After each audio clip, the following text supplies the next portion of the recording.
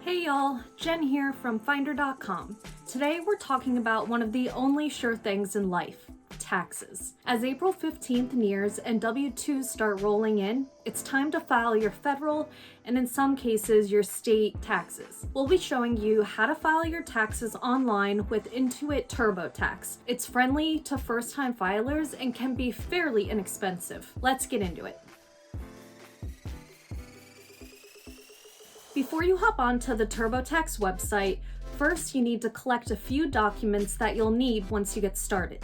Typically, this includes your social security number and the numbers of anyone else on your return, a government-issued ID like a driver's license, your W-2 or 1099, any earned interest on private investment accounts, your Form 1095 and any other medical bills, mortgage interest and property taxes, education expenses, small business expenses, retirement contributions, and charitable donation receipts. Before you can start your return, you need to make an account. Simply fill out the form with your email address and choose a user ID and password. Make sure it's a strong one too, since you'll be inputting a lot of personal and sensitive information. Next, add your name, date of birth, and zip code to start. You'll then add information about your filing status, including whether you're married. From there, select any of the situations that apply to you from the past year.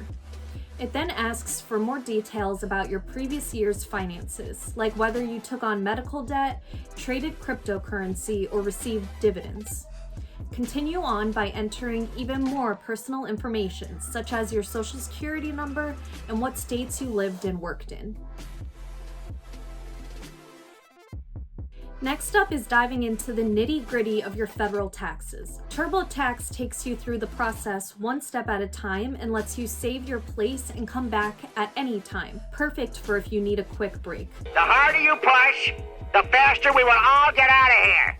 Your W-2, 1099, 1095, and charitable donation receipts come into play in this section.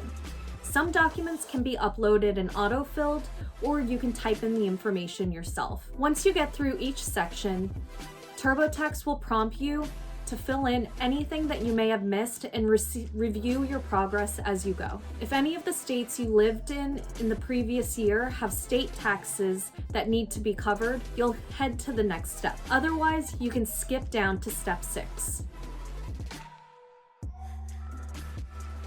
State taxes are a lot less intense than federal.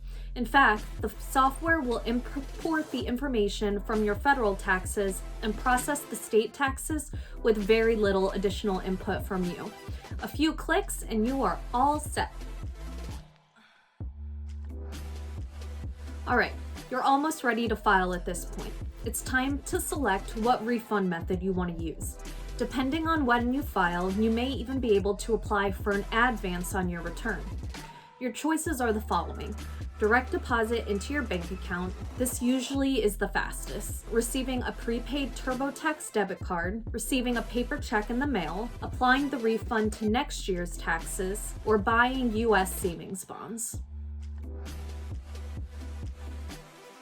Once you select your preferred delivery method and filled out any necessary info to accompany it, like bank account information or your direct deposit info, it's time to file. Well, it's time to review everything, then file. You can take one last look at all the sections and make sure nothing looks off or missing. E-sign the document once everything looks up to snuff and you're on your way. It will likely take a while for the IRS to accept the submission, anywhere from a few days to even a few weeks. It can take even longer to process it fully. To get written instructions on how to file online and a breakdown of the pros and cons of each filing method, read our guide linked below on Finder.com. To get even more help navigating the world of personal finance in video form, go ahead and hit that subscribe button. Plus, you can give this video a like while you're there. More questions about filing your taxes? Leave a comment and we'll get back to you.